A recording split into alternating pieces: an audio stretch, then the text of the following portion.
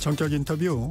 이재명 대통령의 취임 100일 기자회견을 기획하고 준비한 대통령실 이규현 홍보소통수석 전화 연결해 말씀 나눠보겠습니다. 수석님 나와 계시죠? 네, 그렇습니다. 이재명 대통령의 취임 100일 기자회견 예정했던 시간보다 길어져서 2시간 넘게 진행이 됐습니다. 대통령은 질문을 하나라도 더 받으려고 하던데 시간이 아쉬웠나요? 예, 그렇습니다.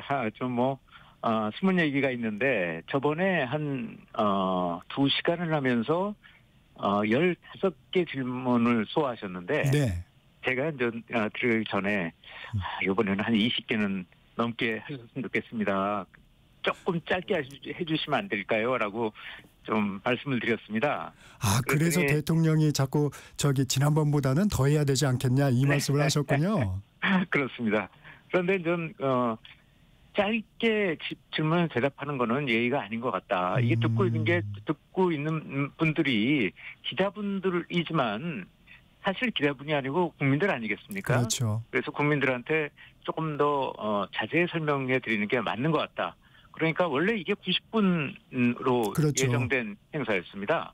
근데 이제 152분 정도 진행이 됐으니까 아예 조금 더 질문을 다 받고 세세히 설명하겠다 이런 생각을 가지셨던 것 같습니다. 그래서 질문을 받은 숫자도 많았고 그 다음에 대답도 좀 더 자세히 진행이 됐다고 볼 수 있습니다.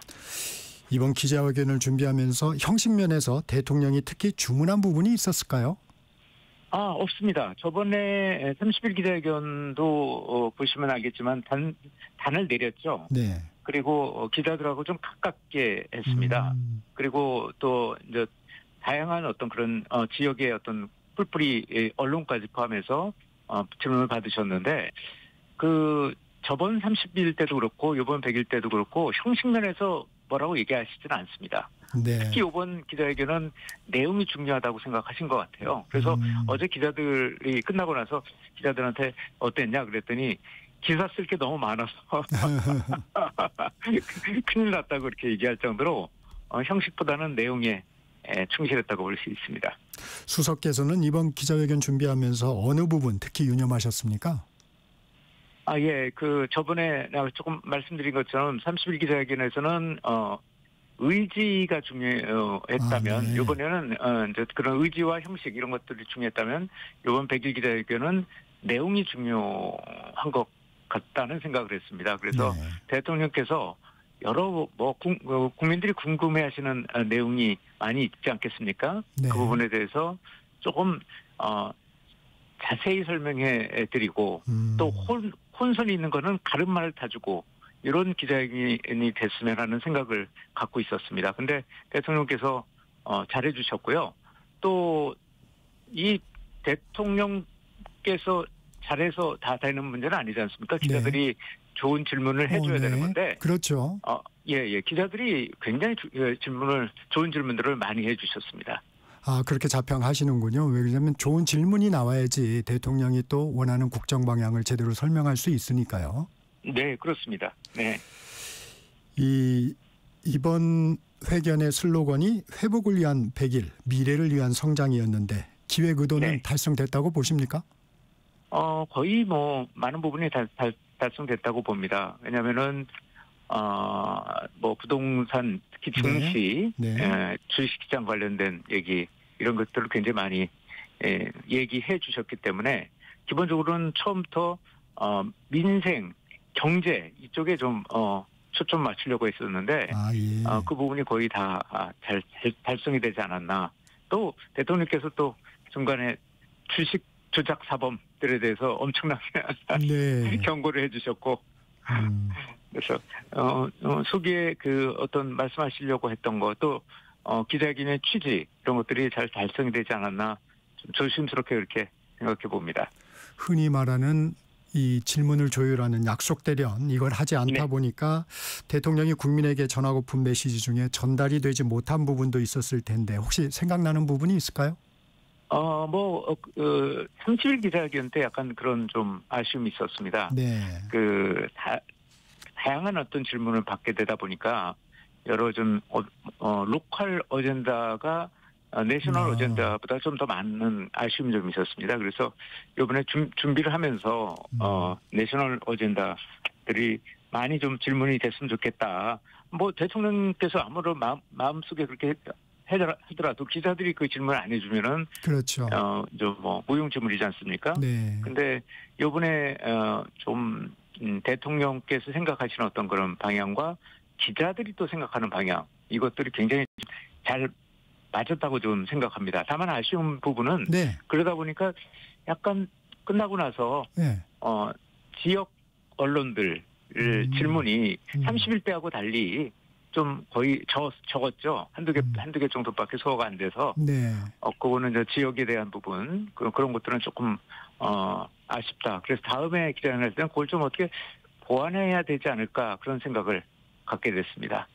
앞서 수석께서 기자들의 반응도 전해주셨지만 대통령의 소감도 궁금합니다. 만족했는지, 더 설명하지 못해서 아쉬워했는지 대통령의 반응도 전해주시죠. 예, 기자들 분들 고생 많았다고 좀 전해달라고 얘기를 하셨고요. 이 전체적으로 봤을 때 어떤 평가, 기자회견 자체가 본인이 하셨기 때문에 잘했다, 잘못했다 이런 말씀하시기는 어려울 거라고 보고요. 네. 다만 굉장히 환하게 웃으시고 만족해 하셨어요. 네. 이재명 정부의 100일, 이 참모진으로서 대통령을 보좌하면서 지낸 100일은 어땠습니까? 예, 솔직히 말씀드리면은 굉장히 좀 벅찬 100일이었습니다. 힘드시죠? 다른 어떤 그런 대통령 또 역대 대통령 분들이 다 잘하려고 노력을 했겠지만 적어도 이제 실장 수석들하고 가장 많은 토론을 하시는 분입니다. 네. 거의 매일 일정이 없으시면은 매일 토론하시는 거고, 그렇게 미디어에서도 이렇게 노출이 됐지만 실제로 그렇게 토론을 즐겨 하시고 잘 하십니다. 그리고 참모들하고도 그렇게 하고 있고요. 근데 참모들 입장에서는, 긴장하지 않을 수 없죠. 대통령하고 그렇죠. 매일매일 해야 되는데. 그래서 역대 아마, 실장 수석들 중에서는 제일 어떻게 보니까 고통스러운 매일매일이 계속됐다고 볼 수도 있는데, 네. 그 고통이라는 게 뭐라 그럴까요? 국정이 잘 풀려나가지 않으면은 그게 좀 진짜 그 고통인데, 딱 그렇게 이제 고통스러운 어떤 그런 100일을 했더라도 국정이 잘 풀려나갔기 때문에 그걸 고통이라고 말할 수 없는, 어쩌면 시열이 계속 느껴지는 고통이라고 할까요? 그런 100일이었습니다. 네, 이제 대통령의 기자회견 주요 내용 좀 살펴보겠습니다. 정부조직법 개편과 내란의 진실을 규명해 엄정하게 책임을 묻는 것을 어떻게 맞바꾸냐고 말했습니다. 기자회견 전날에 3대 특검법 여야 합의에 대한 부정적인 입장을 표시한 것으로 보이는데, 내란 사태에 대해서는 타협하지 않겠다는 의지인가요? 예, 그렇습니다. 어떤 순위 있는 거다. 협치. 어제도 그 말씀하셨죠? 네. 도둑이 매일 10개 훔치던 집단하고 열심히 일하던 집단이 타협을 하는데, 그러면 5개만 훔치면 되는 거냐. 이런 거는 협치, 타협이 아니지 않느냐. 선은 분명히 있는 것이 아닌가. 그런 말씀을 하신 겁니다. 이 협치와 야합은 다르다. 우리 수석님께서 조금 더 부연해 주시면 어떨까요? 이거 내란 사태, 그러니까 정부조직법 자체는 당연히 해야 될 일 아니겠습니까? 네. 지금 거버넌스 조직 같은 것들을 다 당정대에서 이제 합의를 한 거고, 그래서 정부조직법 자체는 당연히 처리해야 되는 부분인 거고, 또 내란 특검과 관련된 것도 당연히 진행돼야 되는 일이죠. 근데 그걸 갖다가 맞바꾼다는 거는 사실은 그렇게 비춰진다면 그것은 좋은 일이라고 볼 수 없겠죠. 대통령께서는 그런 원칙적인 지적을 하신 거라고 볼 수 있습니다. 여야가 3대 특검법 개정안 합의했다는 소식 전해진 뒤에 대통령의 의중이 좀 당에 전달됐을까요? 자세한 것은 제가 말씀드리기는 좀 적절치 않은 것 같습니다. 네. 또 정무수석 또 계시고 네. 그래서 그거는 따로 그냥 제가 아닌 다른 분 인터뷰에서 좀 듣는 게 좋겠습니다. 네, 알겠습니다. 정부 조직 개편이 야당 반대로 늦춰질 우려에 대해서는 대통령이 제가 참으면 된다. 정부 조직 개편은 천천히 하면 되고 패스트 트랙하면 6개월이면 된다고 말했습니다. 정부 조직 개정안 이 처리 연기 가능성도 열어놓는 건가요? 아니 그렇게 판단하기는 뭐 이릅니다. 무슨 얘기냐면 정부 조직법 중에서 여러 가지가 있죠. 네. 사실은요. 그래서 세부적으로 좀 들여다 봐야 되는데 예를 들면 검찰 조직의 개편 이런 것들은 어찌 보면은 원칙은 분명히 정하고 세부적으로 보면은 굉장히 무슨 경찰에 대한 권력 남용이라든가 이런 문제들이 있지 않습니까? 네. 그런 것들을 어떻게 이제 효과적으로 좀 제어를 할지 이런 굉장히 디테일이 필요하고 어제 말씀 것처럼 굉장히 세밀한 부분을 조율을 해야 됩니다. 네. 그래서 그런 것들은 원칙은 빨리 정해놓고 그다음에 후속 조치는 굉장히 세밀하게 들어가야 된다. 이런 식으로 이해하시면 될 것 같습니다. 그러면 예를 들면 정부 조직 개정안 중에 이 금융감독위원회 설립 이 부분만 빼고 나머지 부분을 먼저 처리할 가능성도 있을까요? 그러면 지금 현재 또 여당의 사정도 있고 또 이제 이런 여러 가지가 있기 때문에 그걸 하나로 그렇게 알겠습니다. 예단하기 좀 어렵지 않나 이렇게 생각합니다. 정부 조직법 부분은 거버넌스 부분은 이미 다 정리가 된 거고요. 네네. 큰 틀에서는요 정리가 다 된 거기 때문에 그게 그렇게 늦춰지고 그럴 가능성이 있다 이렇게 보기는 어려울 것 같습니다. 이 검찰개혁과 관련해서는 검찰의 보안수사권 폐지 부작용을 묻는 질문에 이 대통령은 구더기가 싫다고 장독을 없애면 되겠느냐 장은 먹어야지 이렇게 얘기를 했습니다. 어떻게 해석해야 됩니까? 아까 좀 언급을 좀 제가 해드렸는데 그러니까 검찰에 기소하고 수사를 갖다가 분리시키어서 그런 큰 틀은 아래에서 이거 하는 큰 틀은 확고하게 유지가 된다고 볼 수 있습니다. 네. 그게 이제 큰 틀이죠. 네. 독이라고 할 수 있습니다.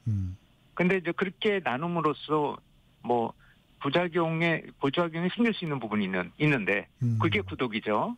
근데 그런 부분들은 세세히 세밀하게 구독유를 잡으면 되는 거 아니겠느냐. 그런 생각을 갖고 계신 겁니다. 이 정부조직법 개정안 처리 이후에도 공소청, 중대범죄수사청 설치법 등 후속 입법이 뒤따라야 하는데 국회 입법 사항입니다. 대통령은 후속 입법 논의는 여당이 아닌 정부가 주도해야 한다고 했는데 이건 어떤 의미인가요? 그 부분은 선을 분명히 좀 갖고 계시는데요. 일단 큰 틀에서 수사와 기소를 분리하는 것은 이거는 의원 입법을 했고 또 그것이 장점이 많다고 생각하십니다. 그런데 그 다음 부분은 굉장히 세밀한 부분이 있지 않습니까? 경찰에 비대해지는 경찰을 어떻게 할 것이냐의 문제 같은 것들도 자세히 또 봐야 되는 거고요. 또 새로 생기는 어떤 그런 수사기관 이것의 성격, 그다음에 활동, 프로세스 이런 부분이 있는데 이런 거는 의원 입법보다는 정부가 머리를 맞대고 전문가의 그 해당 분야의 전문가들이 굉장히 많지 않습니까? 정부 내에. 그러니까 정부가 주도해서 디테일한 거는 채우는 게 낫다. 그러니까 큰 틀은 국회의 의원 입법을 하고 세밀한 부분들은 전문가들이나 또는 일전 공무원들 중에서 우수한 분들이 많지 않습니까? 대통령께서는 몇 차례 말씀드렸지만 공무원 조직들의 그 수준이나 이런 것들에 대해서 굉장히 높게 생각을 하고 계십니다. 그래서 이제 공무원들 또 전문가들, 외부의 전문가들 이런 분들이 머리를 맞대고 아주 세밀한 부분들은 짜나가야 되는 거 아니냐 이런 생각 갖고 계신 거죠.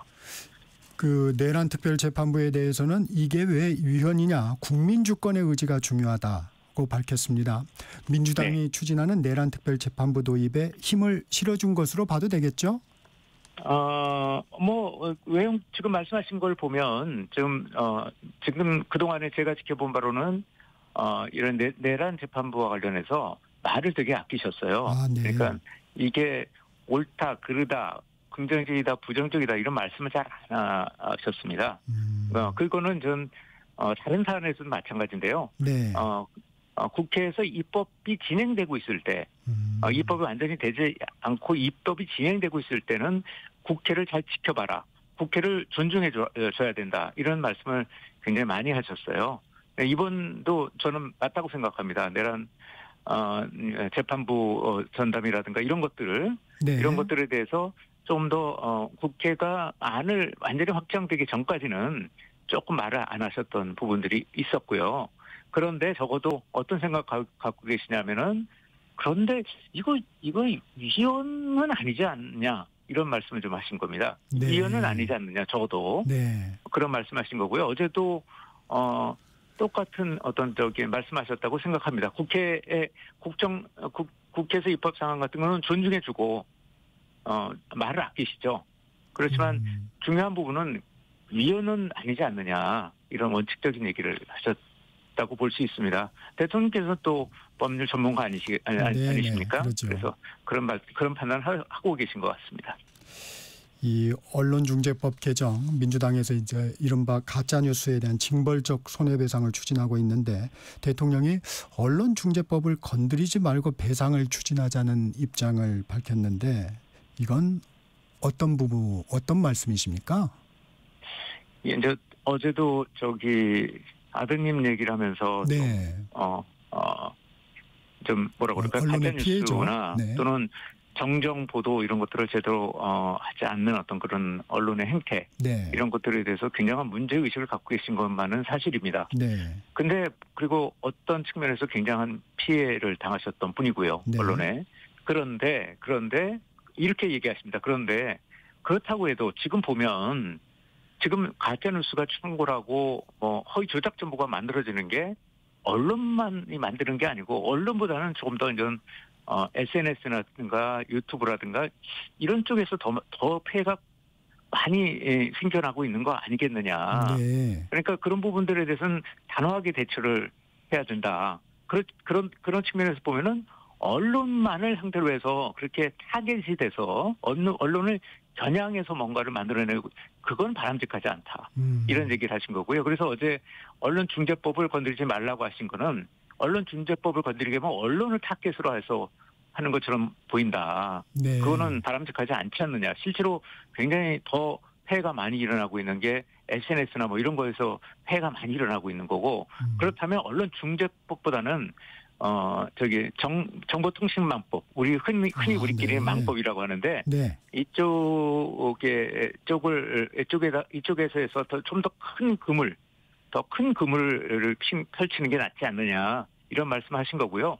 대통령께서는 또 이런 얘기도 많이 하세요. 아예 좀 징벌적 손해배상이 대상이 될 수 있는 부분들이 있지 않습니까? 네. 기술 탈취라든가 네. 또는 식품 위해 사법이라든가 이런 것들은 징벌적 손해배상으로 처리해야 될 대상인데 더 나가서는 시간이 좀 걸릴 얘기죠. 일반 법을 만들어서 그런 것들을 좀 다 포괄적으로 규율하는 어떤 그런 체제를 만드는 게 좋지 않겠느냐 이런 말씀도 하셨습니다. 그 주식 양도소득세 대주주 기준에 대해서는 10억 원으로 강화하는 정부안을 고집할 필요가 없다고 했습니다. 네. 현행 50억 원 유지로 가닥이 잡히는 분위기인데 그 이유로 든 게 이제 주식시장의 심리 또 여야의 요청 이런 얘기도 좀 하셨어요. 50억 원 이 부분은 이제 유지되는 걸로 봐도 될까요? 예, 그렇게 또 세부적인 거는 기재부도 있고요. 네. 그런 데서 정해야 될 거지만 대통령께서 어제 말씀하신 것은 그냥 50억으로 유지하는 쪽으로 가닥을 잡으셨다고 보시면 될 것 같고요. 근데 다만 이제 이런 부분이 있습니다. 네. 오늘 어디 기사도 나왔는데 네. 사실 50억이건 10억으로 내리더라도 그렇게 많은 사람들이 해당이 되는 건 아닙니다. 한 종목당 그렇죠. 기준이에요. 종목당 그래서 50억 원이니까. 거의 대부분 주식 투자하시는 분하고는 관계가 없는 건데 이게 심리 부분을 자극한다면 50억이건 실제로 10억이건 큰 차이도 없는데 받아들이는 어떤 그 주식하시는 많은 분들이 그걸 심리적 유축으로 받아들인다면 꼭 할 필요가 없는 거 아니냐 이렇게 판단하신 것 같습니다. 미국 이민 당국에 붙잡혔던 한국인 근로자들 오늘 서울에 도착할 예정입니다. 대통령실에서는 이제 실시간 보고를 받고 계실 텐데 근본적인 원인은 비자 문제입니다. 한미 간 네. 어떤 논의가 이루어져야 할까요? 네네. 아직 한미 간에 아주 협상이 이제 막 시작된 부분이라서 네. 구체적인 걸 언급하는 것은 적절치 않다고 보고요. 네. 다만 이게 이번 정부에서 이재명 정부에서만 문제가 된 건 아니고요. 오래된 문제더라고요. 이게 오래된 문제입니다. 네. 굉장히 이걸 풀어야 될 숙제였습니다. 그래서 이번에 이제 조지아 사태를 계기로 해서 비자 문제를 정상화시켜보자, 풀어보자 이런 의견은 굉장히 강한 의지를 대통령께서 갖고 계세요. 이 상속세제 관련해서 상속세 공제와 배우자 공제 확대는 대선 공약이기도 한데 이번 세제 개편안에는 없었던 것으로 기억을 합니다. 이 기자가 대통령에게 상기시켜준 부분이 있는 것 같습니다. 네네. 아니 한 번에 걸쳐서 무슨 군사작전 하듯이 어떤 입법을 하거나 또는 정부 정책을 세울 수는 없다고 봅니다. 네. 그래서 이제 차근차근해서 부작용이 없는 어떤 그런 절차, 프로세스를 밟아야 된다고 생각하시고 계세요. 그래서 공약 부분에 대해서는 가끔 이렇게 얘기를 하십니다. 네. 제가 이거 공약 상황인데 지금 이 시점에 해야 됩니까? 조금 더 이따가 해야 됩니까? 이런 생각을 좀 많이 하시는데 그것도 그런 맥락에서 이해해 주시면 될 것 같습니다. 네, 오늘은 여기까지 좀 들어야 될 것 같습니다. 지금까지 대통령실 이규현 홍보소통수석이었습니다. 고맙습니다. 예, 감사합니다.